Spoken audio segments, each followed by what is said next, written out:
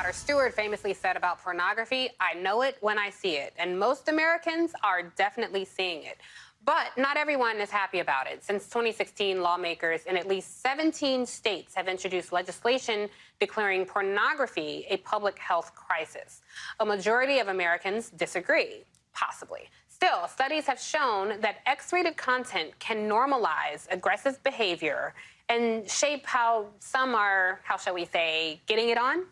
Joining me to talk about this, Deborah Hebernick, professor and director of the Center for Sexual Health Promotion at Indiana University Bloomington School of Public Health, and I dragged him in this conversation, Dr. Jason Johnson, MSNBC political contributor.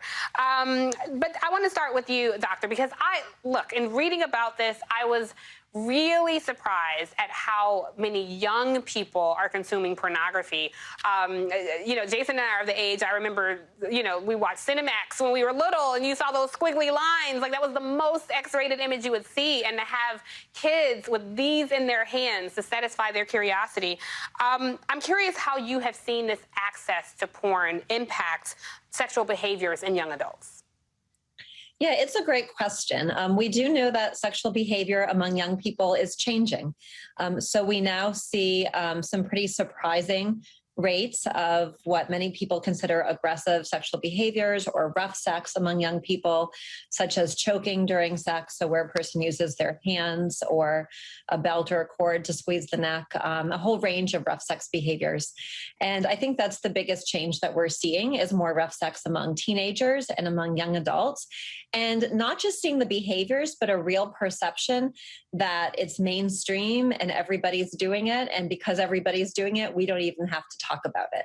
And that's a really challenging place to be as a sex educator and as a parent. Yeah, I mean, it's a scary place to be. Jason, among college men, pornography use has been associated with seeing women as disposable. And for both sexes, a stronger belief in rape myths, such as like a woman asked for it because of what she wore or how much she drank. You're a college professor. How have you seen this play out in some of your interactions with some of your students?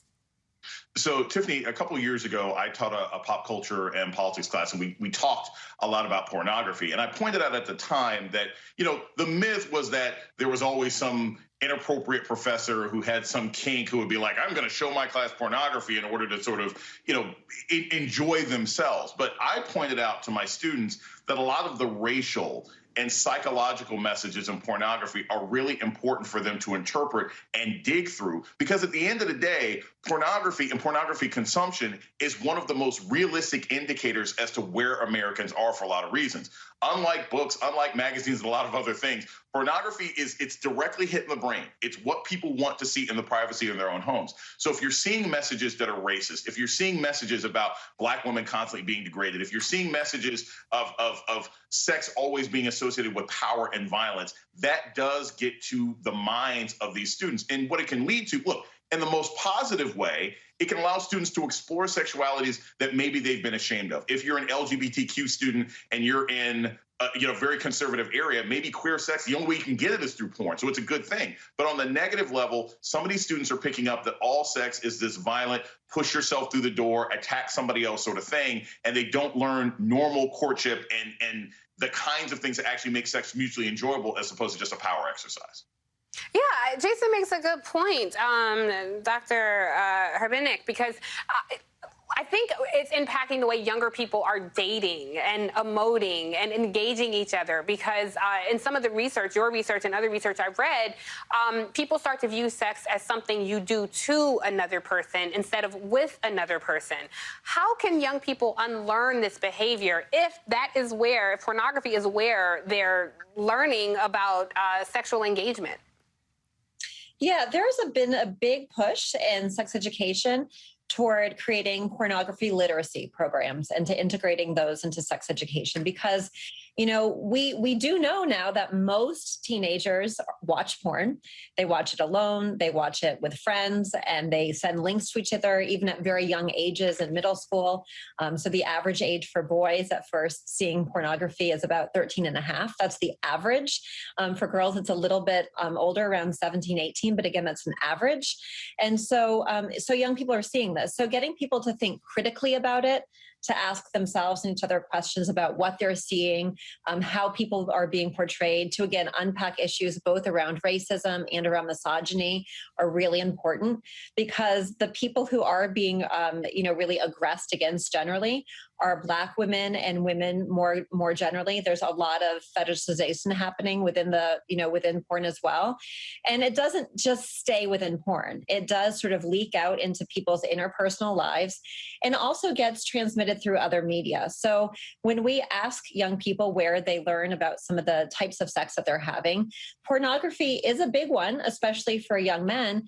But for young women, it's places like TikTok and it's Twitter memes and so on. So, what used to be only in pornography is now really mainstream in a lot of social media too, that young people consume. And if we're not really critically examining what we're seeing and talking openly about it, then it just sits there and then becomes part of what they do with the people that they're having sex with. And again, as Jason pointed out, doing it to people rather than finding out what you like, rather than asking the question of what's enjoyable, how does this make you feel? Because we just know that sex has not been feeling good to a lot of people these days. And we're seeing that with declines in population level sex. Fewer young people are also having sex, fewer adults are having sex. And I can't help but think that some of that is that what's available to them is not so pleasurable. Yeah, absolutely. And Jason, the doctor makes a good point saying, asking how does this make you feel is also an issue in consent. You and I talked about that on our IG Live last week. Pornhub is the most visited site, and they do like this review every year, and they had 33.5 billion visits in 2018. When you talk to younger people, do they ever talk to you about like their date and the way that they, emote with each other?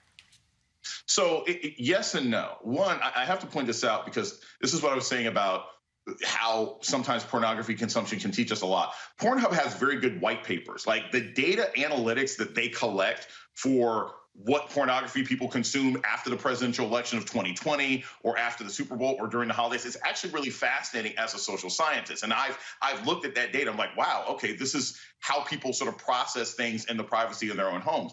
But again, Tiffany, what I think is really key here is young people's perception, even like my Zoomer students, are still warped by these binary ideas about pornography. We still have this idea in our heads that like, well, pornography is for losers who can't get any, right? Which is toxic on multiple levels. One, it suggests that enjoying sex is somehow indicative of your own inability to capture women, right? That's the poisonousness for men. And then for women, it's this idea that, oh, you're a bad girl if you watch this sort of thing. And that's why I think when we see this legislation where they're trying to make pornography illegal and everything else like that, porn isn't going to turn you into something that a toxic society already doesn't happen. The gentleman who killed 6 women at a massage parlor in Atlanta was railing against pornography.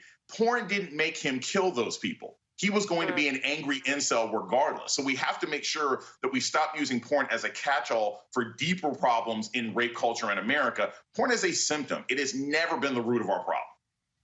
All right, well, we're way over time, but Deborah Herbinik, I just want to ask you one last question. Is there a healthy way that people can enjoy pornography? Yes, most people enjoy pornography without any problems, but there's ethical porn that people can look at. Some of the most sort of equitable porn is queer feminist porn as well. So you can choose porn that is ethically created and also talk about it with your teenagers and talk about it with your partners. Don't just assume. All right. From Capitol Hill to pornography, folks. This is the Cross Connection. I want to thank you both for being here, Dr. Deborah Herbinik and Dr. Jason Johnson. Thanks for having that important conversation.